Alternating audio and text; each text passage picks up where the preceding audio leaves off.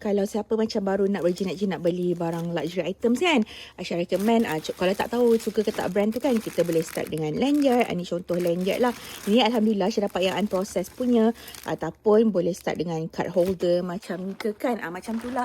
So macam bila kita beli barang small leather goods kan, and then you would know lah if you like the brand, macam tu lah. And satu lagi Aisyah nak pesan, boleh tak stop jadi joy killer? Sebab kan Aisyah perasan macam kan orang cakap bestnya teringin nak beli satu. Okay lah, saya start lanyard. Lepas tu ada orang cakap, alah lanyard je pun. Ada juga orang komen macam tu. Of course I would delete it right away. Tapi kan boleh tak stop? Jangan normalizekan perangai joy killer ni. Sebab macam everybody deserves nice things. And then macam suka hati orang lah. Orang nak happy with macam in their own way. Nak beli barang kecil ke barang besar ke, don't be a joy killer. Aisyah minta sangat-sangat pada followers ke non-followers ke yang komen, don't be a joy killer. Kalau orang tu happy nak beli, biarkan dia. Jangan nak kacau Anyway, siapa tengok live boleh tekan kat button sebelah ni. Dan jangan lupa tekan button follow.